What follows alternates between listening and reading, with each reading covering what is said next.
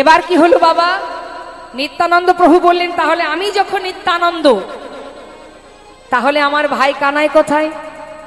কোথায় আছে কানাই? নিতাই চাঁদ বলছে, আমার কানাই কোথায়? কানাইকে ছাড়া তো আমি বাঁচবো না, যেমন করে হোক কানাইকে খুঁজে বের করতে হবে। ওমা বসুন বসুন বসুন বসুন বসুন।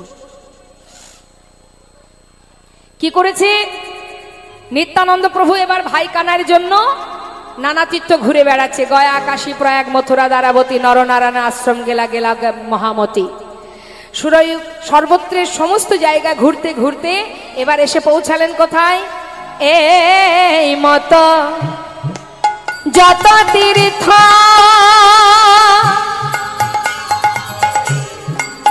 অবা নিত্যানন্দ রায়, নিত্যানন্দ রায়, এই মতো যত তীর্থ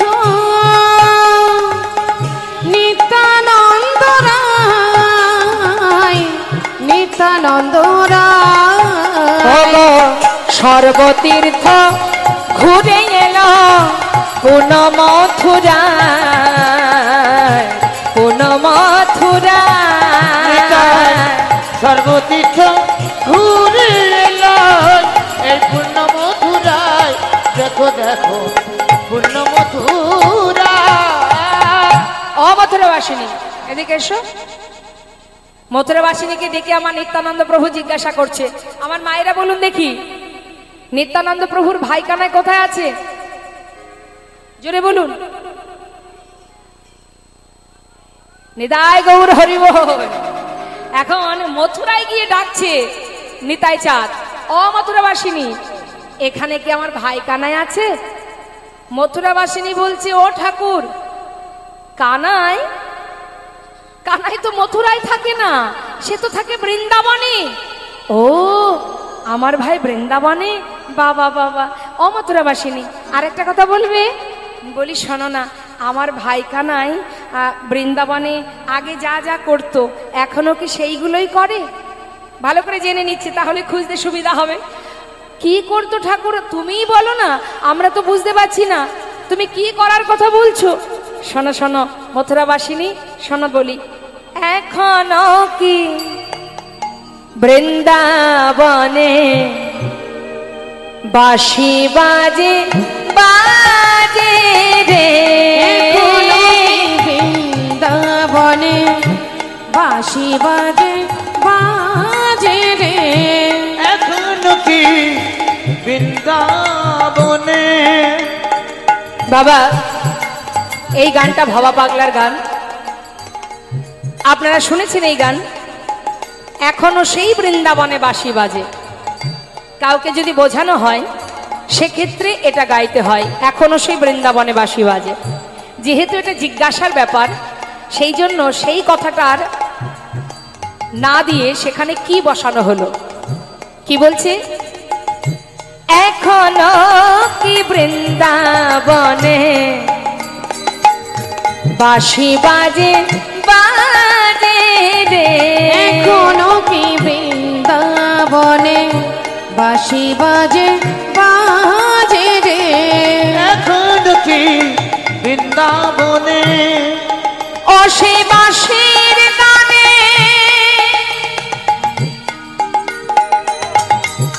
ও সে বাঁশির গানে বনে বনে, বাঁশির গানে বনে বনে, ময়ূর নাচে রে, এখনো কি বৃন্দাবনে বাঁশি বাজে বাজে রে, এখনো কি বৃন্দাবনে, এখনো কি ধেনুগুলি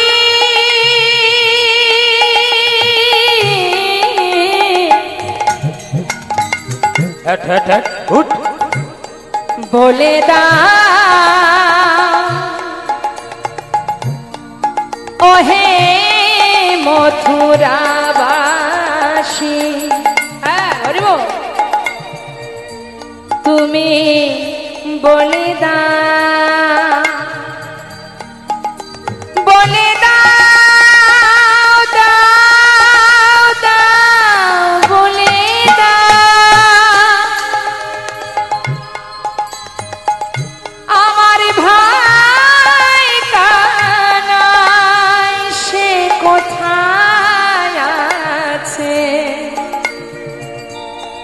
সে কি ধেনু চড়ায় নাকি বাঁশি বাজায়?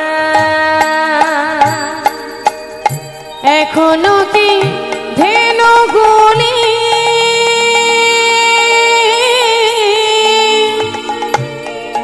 তারা গোচরণে উড়ায় ধুলি, আবার সখায় সখায় কোলাকুলি, সখায় সখায় কোলাকুলি, প্রিয় বন্ধু শোনে কুলাকুলি, কোন মাঝারে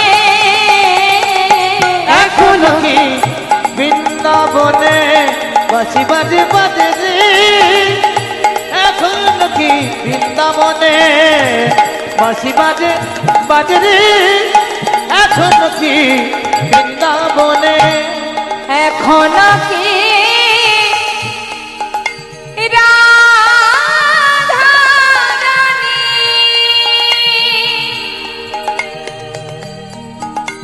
ওই বাঁশির সুরে পাগলিনী?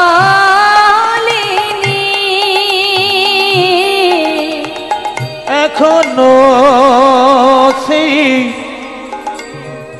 রাধারানী অষ্ট সখীর শির মনি, আমাদের শ্যামে সোহাগের গরবিনী। এখনো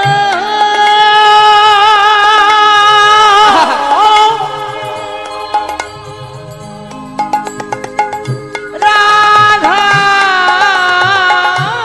রানী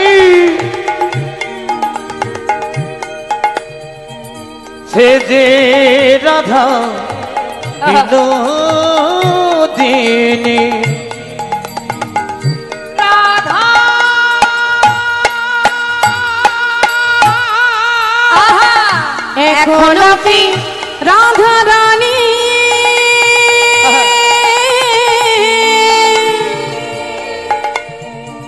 বাঁশির সুরে পাগলিনী, আবার অষ্ট সখী শিরোমণি, অষ্ট সখীর শিরোমণি, অষ্ট সখীর শিরোমণি, অষ্ট সখীর শিরোমণি,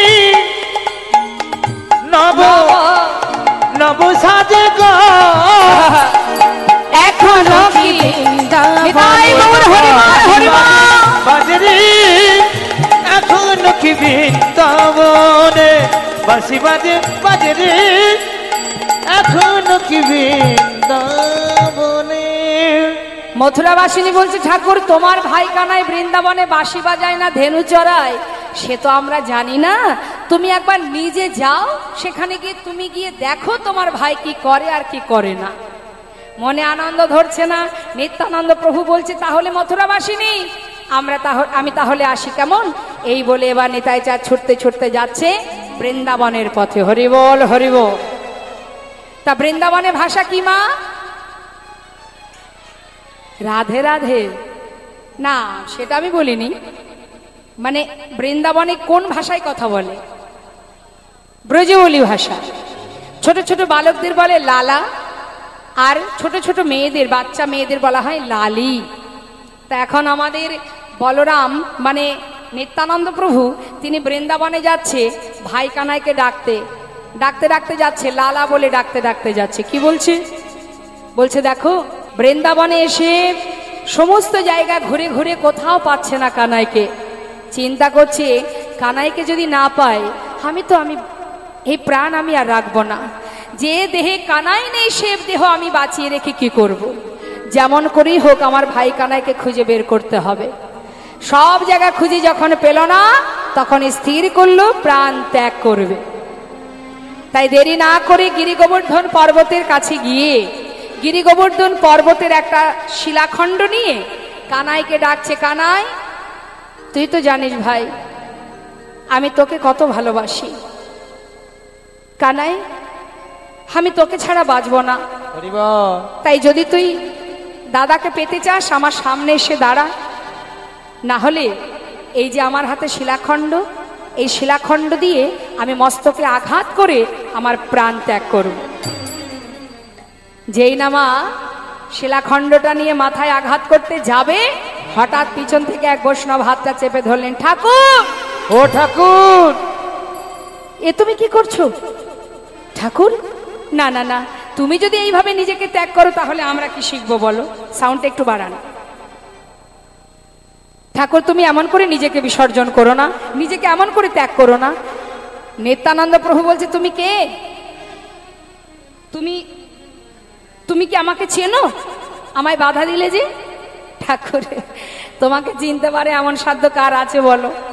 আর আমি বৃন্দাবনের কৃষ্ণের দাসানুদাস। তবে যদি তোমার কৃপা থাকে আমি তোমার 4 জন্মের কথা বলে দেব। আচ্ছা বলো তো দেখি আমি কে? শুনবে ঠাকুর? তাহলে শোনো। ত্রেতা যুগে ছিলে অনুজ লক্ষণ, ত্রেতা যুগে ছিলেন অনুজ লক্ষণ, তারপরেতে বলো ত্রেতা যুগে ছিলে অনুজ লক্ষণ, তারপরেতে বলরাম।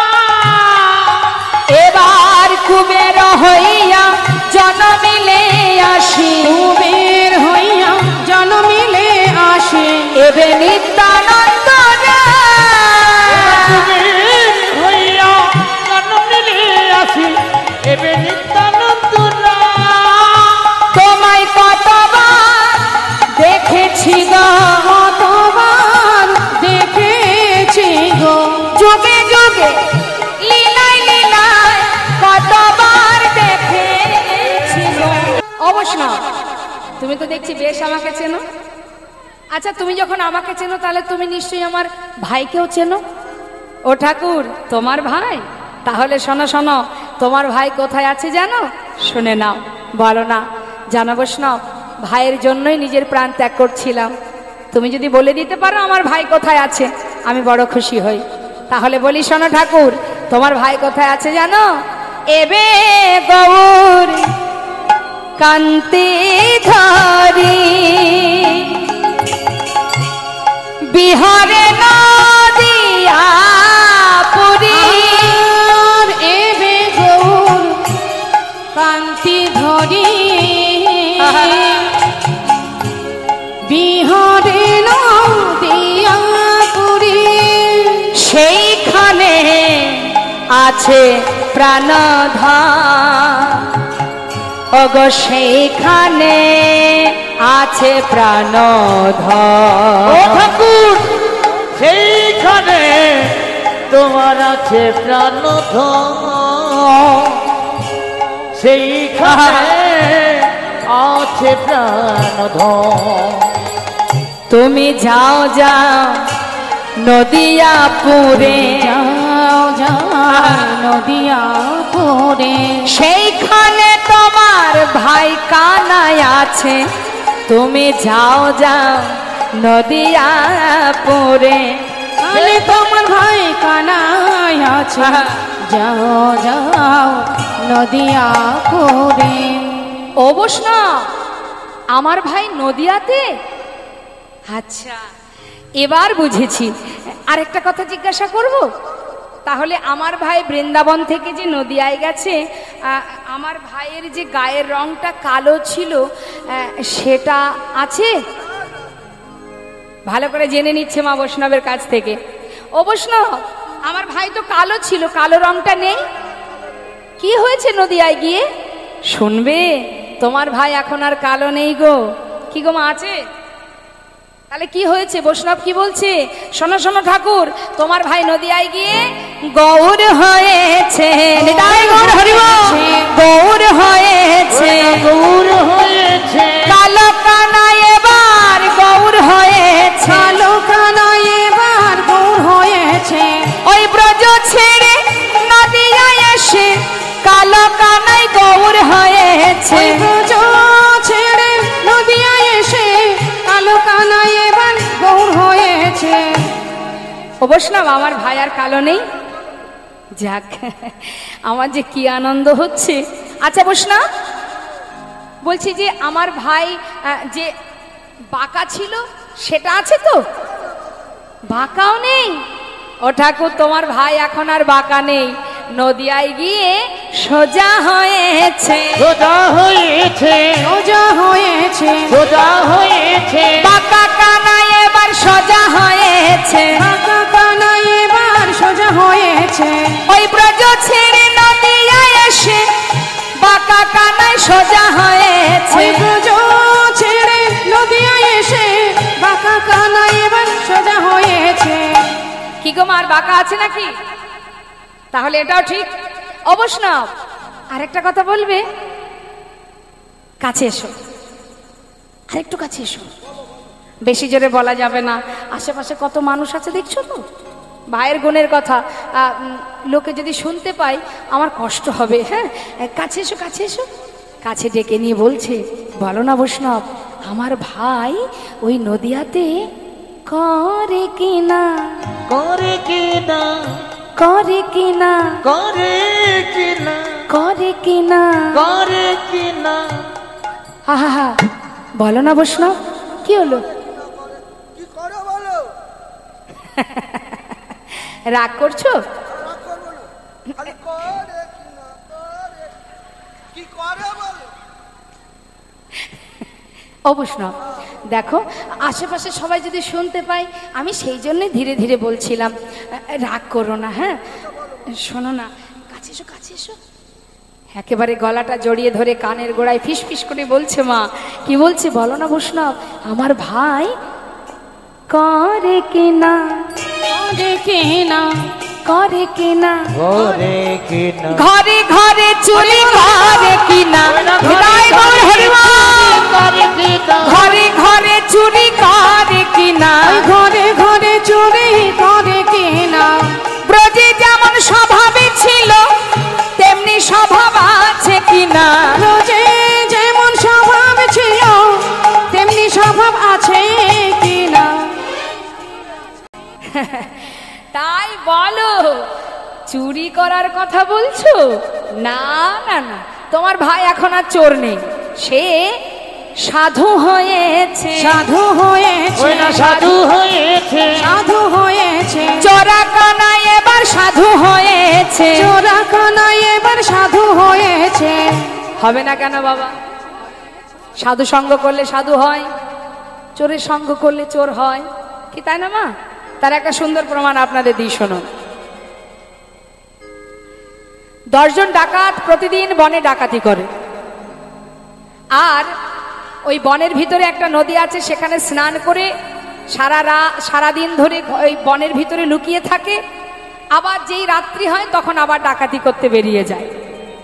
তা এই যে 10 জন ডাকাত প্রতিদিন ডাকাতি করে সারা রাত ধরে, আজও ডাকাতি করে ভোরবেলা যখন বনের ভিতরে ওই নদীতে স্নান করছে, ঠিক সেই সময় দেখছে পাশের ঘাটে আরো একজন স্নান করছে। এবার এই 10 জন ডাকাত বলা বলি করছে, হ্যাঁ রে এই ভাই, হ্যাঁ বল না। এদিকে আয়। আরে আমরা যেমন ডাকাতি করে সেখানে স্নান করছি না, ওই দেখ পাশের ঘাটে আর একজন স্নান করছে, দেখতে পাচ্ছিস? আচ্ছা, তাহলে ও নিশ্চয়ই কারোর বাড়ি থেকে ডাকাতি করে এসছে, তাই না? চল তো যাই দেখা করে আসি। কি করেছে মা, ওই 10 জন ডাকাত তারা দল বেঁধে গেছে, গিয়ে যেই না তাকে সামনে পেয়েছে বলছে, এই যে কি হলো? কি ব্যাপার, কার বাড়ি থেকে ডাকাতি করে এলে হে? বলছে, দেখো আমি তো ডাকাতি করিনি। আরে তুমি এখানে এসে স্নান করছো, কি ব্যাপার, কোথা থেকে ডাকাতি করে এলে? না না, আমি কোথাও ডাকাতি করিনি, আমি বৈষ্ণব, স্নান করছি। বলছে, দেখো আমি তো ডাকাত নই, আমি এই ভোরবেলা এসেছি স্নান করতে, ঘরে গিয়ে ভগবানের সেবা দেব। হ্যাঁ রে, তাহলে ও তো জেনে গেল যে আমরা ডাকাত। কি করা যায়, ওকে তো আর ছাড়া যাবে না। এক কাজ কর, হয় ওকে এখানেই মেরে ফেল, আর না হলে ওকে আমাদের দলে নিয়ে নে। সবাই মিলে এবার ওকে ধরেছে। হ্যাঁ বলো, কি চাও তুমি? না না, আমাকে আর মেরো না, আমি দলের নাম লেখাবো, তোমাদের দলের নাম লেখাবো। বেশ, দলে নাম লিখিয়েছে মা। সাধু চিন্তা করছে আগে তো বেঁচে থাকি, তারপরে চিন্তা পরে হবে। কতজন হলো? 11 জন। এবার ওই দলের ভিতরে একটা নিয়ম আছে, এক একজন এক একদিন পান্ডা হয়, দলের পান্ডা, মানে সে যা বলবে বাকি সবাই তাই করবে। তা প্রতিদিন এক একজনের উপরে দায়িত্ব দিতে দিতে আজকের পালা পড়েছে সাধু। হরিবল হরিবল। সাধু চিন্তা করছে, যাক সুযোগ যখন পেয়েছি একবার একটু সৎ কাজে লাগিয়ে দেখি কার্যকারী হয় কিনা। কি করেছে? এই যে এদিকে এসো। তাহলে আজকে যখন আমার দায়িত্ব, আমি যা বলবো তোমরা তাই করবে তো? তাহলে শোনো, একটা ফর্দ লিখেছে মা, ফর্দ লিখেছে, তাতে সুন্দর করে লিখে দিয়েছে যে নামের মালা, জপের মালা, খুর, একটা ধুতি, গেঞ্জি ইত্যাদি ইত্যাদি, মানে সব কিছু লিখে দিয়েছে। লিখে দিয়ে এবার বাজার থেকে সেগুলো এনে সাধু কি করেছে, সকলের মস্তক মুন্ডন করে দাদার সঙ্গে তিলক ধারণ করিয়ে হাতে একটা করে জপের মালা পরিয়ে শুদ্ধ বস্ত্র পরিয়ে সবাইকে দাঁড় করিয়েছে। নিতাই গৌর হরি। কিচ্ছু করার নেই, আজকে যা বলবে তাই করতে হবে, দলের পান্ডা বলে কথা। এখন পান্ডা বলছে, শোনো চলো এবার আমার সঙ্গে। কোথায় যাব? যেখানে তোমাদের সঙ্গে আমার প্রথম দেখা হয়েছিল, চলো। সেই নদীর ধারে নিয়ে গিয়ে সবাইকে এক সারিতে বসিয়ে এবার মনের আনন্দে বৈষ্ণব বলছে, সবাই আমার সঙ্গে হরিনাম করো। নিতাই গৌর হরিও। সবাই মিলে হরিনাম করো। যেই বলেছে হরিনাম করো, কিচ্ছু করার নেই, যা বলবে তাই করতে হবে। সবাই মিলে গাইছে, হরে কৃষ্ণ কৃষ্ণ কৃষ্ণ হরে হরে, হরে রাম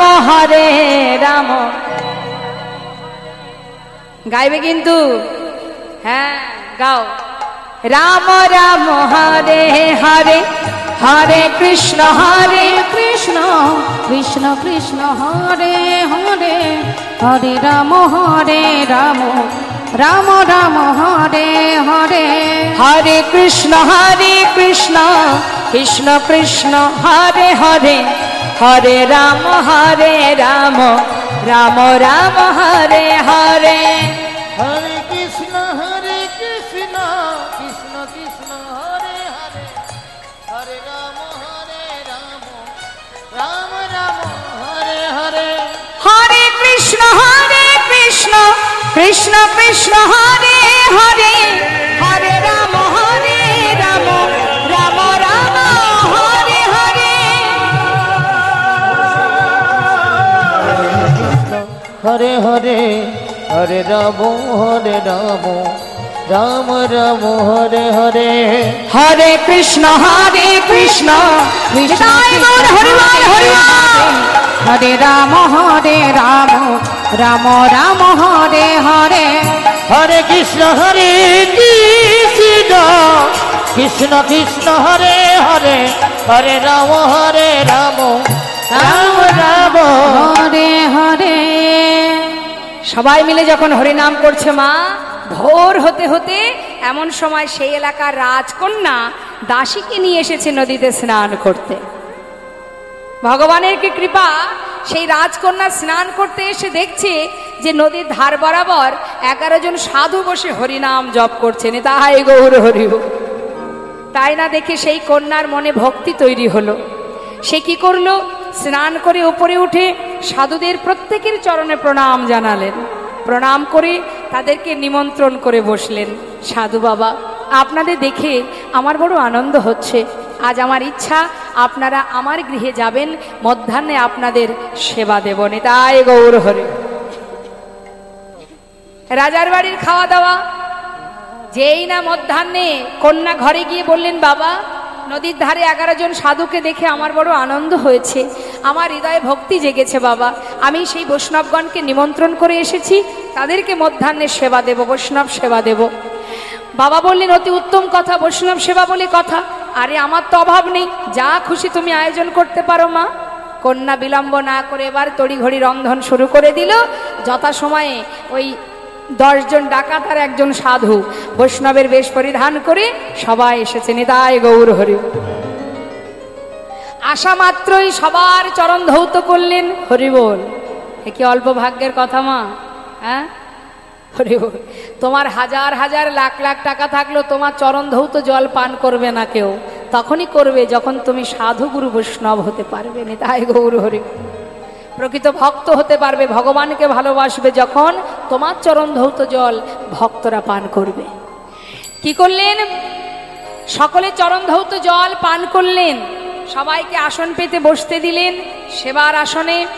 এবার একটা করে সোনার থালা আর সোনার গ্লাস যেই না সামনে দিয়েছে, বাবা হরিবোল, স্বভাব যাবে কোথায়? চিন্তা করছে, হ্যাঁ রে, এই এত তো ডাকাতি করেছি কিন্তু এত সুন্দর থালা গ্লাস তো কোনোদিন পাইনি। বলে চুপ, আজকে কিন্তু আমরা সাধু, কথা বলিস না। সোনার থালা গ্লাস পেতে দিয়ে এবার রাজভোগ দিচ্ছে মা, জীবনে যা কখনো খায়নি। রাজভোগ সেবা করে, উদর পরিপূর্ণ করে সেবা করে থালা গ্লাসগুলো কি করেছে, সে তো আর রাজা নেবে না, সেগুলো যে যার মতো ঝোলার মধ্যে ভরে নিয়েছে। এবার কন্যা বললেন, বাবা বৈষ্ণব সেবা হলে দক্ষিণা দিতে হবে।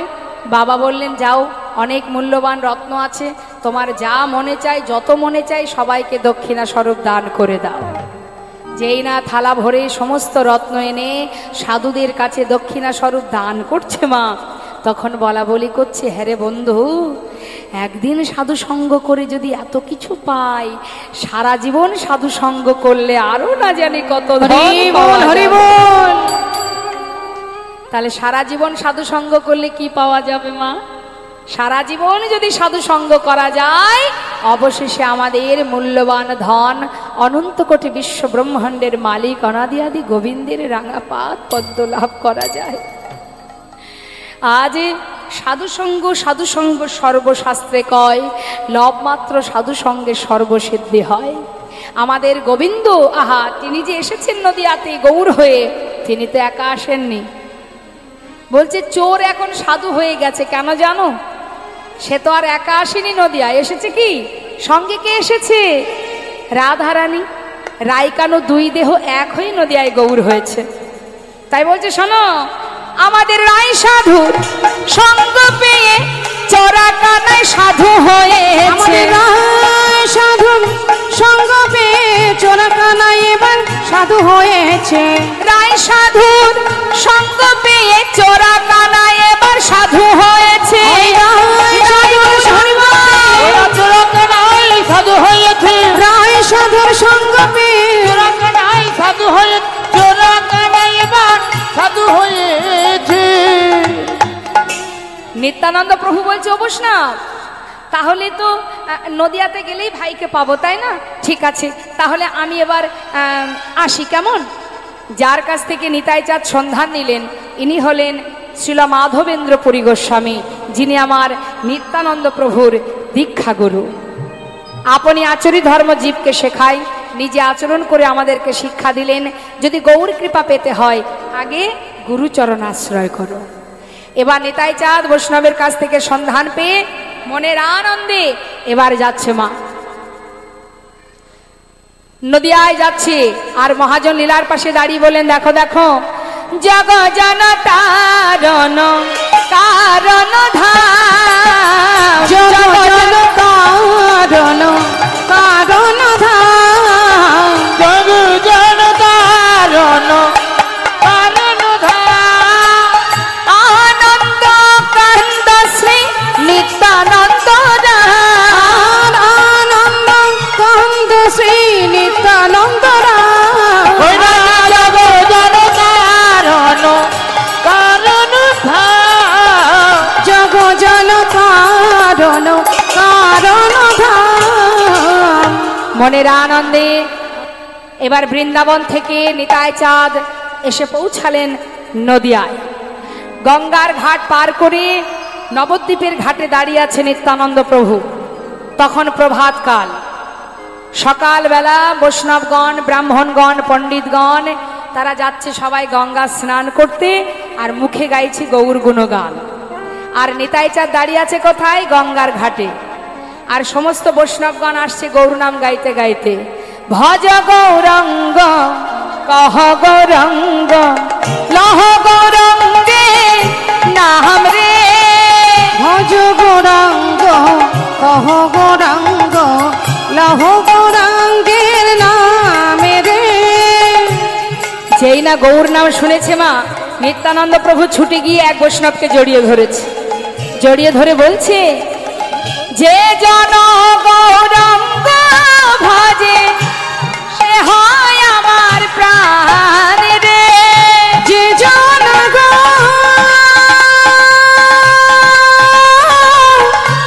গৌরাঙ্গ ভজে,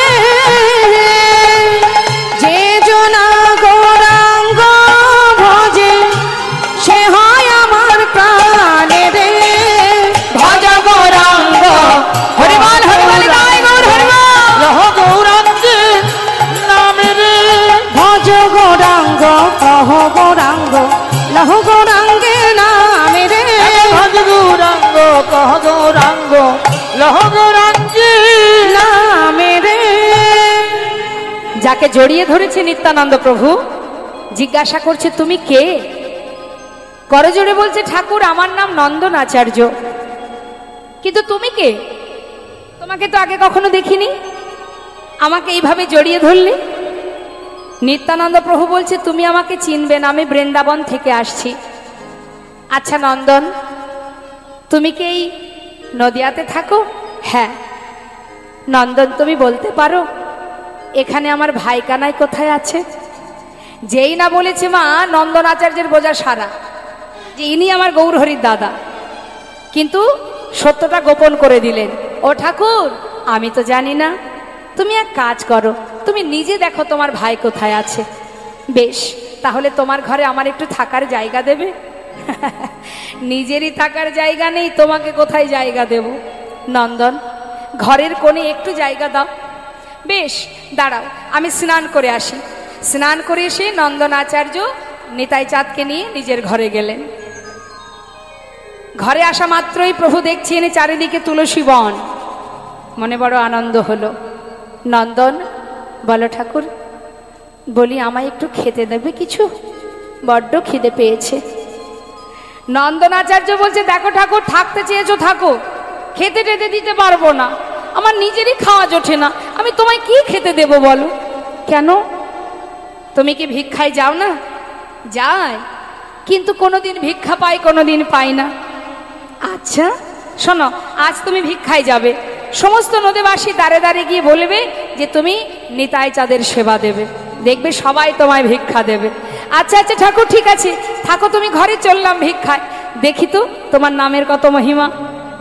কাঁধে ভিক্ষার ঝোলা নিয়ে এবার নদীবাসী দাঁড়ে দাঁড়ে গিয়ে বলছি, আমায় ভিক্ষা দাও গো। আসো,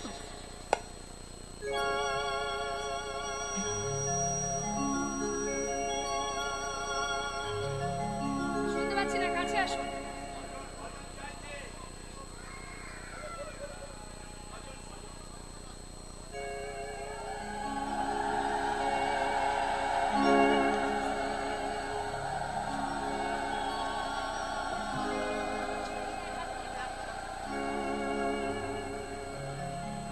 হরে কৃষ্ণ, হরে কৃষ্ণ, হরে কৃষ্ণ।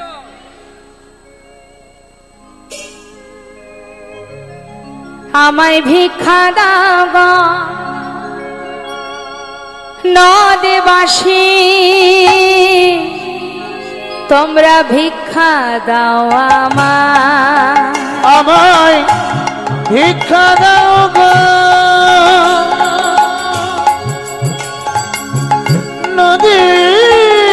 নদীবাসী,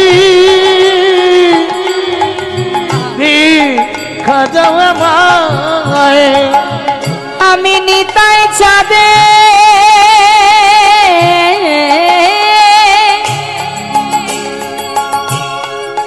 সেবা দেব, ভিক্ষা দাও আমায়। নিতাই চাঁদের সেবা দেব, ভিক্ষা দাও আমায়। ভিক্ষা দাও আমায়, তোমরা ভিক্ষা দাও গো নদীবাসী, ভিক্ষা দাও আমায়। সমস্ত নদেবাসী ঝোলা ভর্তি করে চাল ডাল ভরিয়ে দিল। ঘরে এসে রন্ধন করে নিত্যানন্দ প্রভুর সেবা দিয়ে নন্দনাচার্য বললেন, দয়াময়, তোমার কাছে আমার একটা নিবেদন, যতদিন তুমি তোমার ভাই কানাইকে না পাবে, কথা দাও আমার ঘর ছেড়ে যাবে না। কেন এই বাসনা মা? তার মনের ইচ্ছা নিতাই গৌরীর প্রথম মিলন সেটা যেন আমার কুঠিরে হয়। হরি বল, হরি বল। এদিকে গৌর হরি স্বপ্ন দেখলেন, নদিয়ার মাঝে এক মহাপুরুষ এসেছেন। স্বপ্নের মধ্যে দেখে ঘুম থেকে উঠে অগণিত ভক্তগণকে বলেন, ভক্ত, আমি স্বপ্ন দেখেছি এই নদিয়াতে এক মহাপুরুষ এসেছে, আর সে আমার দাদা ছাড়া আর কেউ নয়। তালধ্বজ রথে সংসারের আসিয়া রহিল আমার দোয়া, আসিয়া রহিল আমার দোয়া, আসিয়া আমার সনে হাসি কথা কয়, বলে তোমাতে আমাতে কার হবে পরিচয়, তোমাতে আমাতে কার হবে পরিচয়। সে আমার দাদা ছাড়া আর কেউ নয়। ভক্ত, চলো আমরা যাই, কোন ঘরে কার বাড়িতে এসেছে আমার দাদা। ভক্তগণকে সাথে করে খোল করতাল বাজিয়ে গৌরহরি যাচ্ছে নানা জায়গায়। পথে পথে ঘুরতে ঘুরতে এসে পৌঁছালেন নন্দনাচার্যের ঘরের সামনে। নন্দনাচার্য বাইরে বেরিয়ে দেখছেন গৌরহরি ভক্তগণকে নিয়ে এসে দাঁড়িয়েছে। দয়াময়, তুমি আমার ঘরে? হ্যাঁ নন্দন, তোমার ঘরে কোনো মহাপুরুষ এসেছে নাকি? এসেছে গো প্রভু, গঙ্গার ঘাটে দেখা, আমার ঘরেই আছে। তুমি কি দেখা করতে চাও? হ্যাঁ, আমি দেখা করতে চাই। ঠিক আছে, তুমি ভিতরে যাও। শোনো নন্দন, আমি ভিতরে যাব, তুমি বাইরে দাঁড়িয়ে থাকবে। যত সময় আমি বাইরে না আসবো তুমি কিন্তু ভিতরে যাবে না। তাই হবে প্রভু, তাই হবে। নন্দনাচার্য বাইরে বেরিয়ে গেল, ভিতরে গৌরহরি প্রবেশ করলেন। প্রবেশ করে দেখছে কি মা, নিত্যানন্দ প্রভু ধুলায় গড়াগড়ি দিয়ে কাঁদছে। কানাই, কত জায়গা ঘুরতে ঘুরতে অবশেষে এই নদিয়ায় এসেছি, আর যে চলতে পারছি না। আর কি আমি তোকে দেখতে পাবো না? মৃত্যুর আগে কি তোকে একবার চোখের দেখা দেখতে পাবো না কানাই? একবার দেখা দে কানাই, দেখা দে।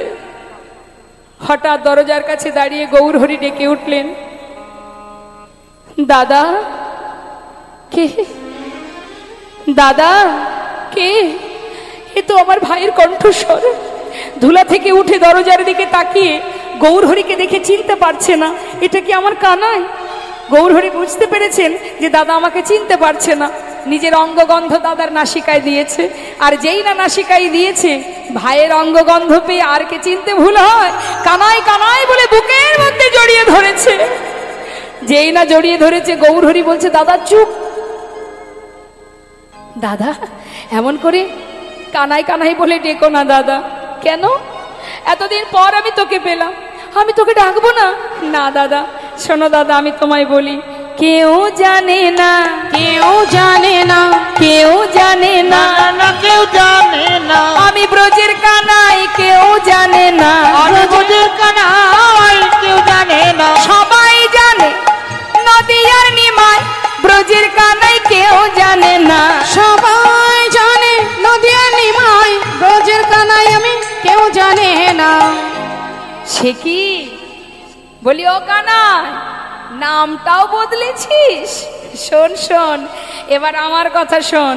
আমাকে না কেউ চেনে না, কেউ চেনে না, কেউ জানে না, না না কেউ জানে না, আমি ব্রজের বলাই, কেউ জানে না, ব্রজের বলাই আমি, কেউ জানে না, সবাই জানে আমি পাগলা নিতাই, ব্রজের বলাই কেউ জানে না, সবাই জানে পাগলা নিতাই, ব্রজের বলাই আমি, কেউ জানে না।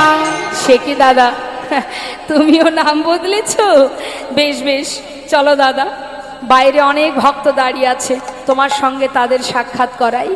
এই বলে যেই না নিতাই চাঁদকে নিয়ে বাইরে এসেছে বাবা, এসে দেখছে নন্দনাচার্য দেয়ালে কান পেতে সব কথা শুনছে। গৌরহরি বলছে, নন্দন কি হয়েছে দয়াময়? আমি না তোমায় নিষেধ করেছি? হ্যাঁ, তুমি তো ভিতরে যেতে নিষেধ করেছিলে, আমি তো যাইনি। শুনতে তো নিষেধ করনি, সব শুনে ফেলেছি। হরি বল। কি শুনেছো তুমি? ও প্রভু, তুমি ব্রজের বাকাশে, এই তো অবধূতরা।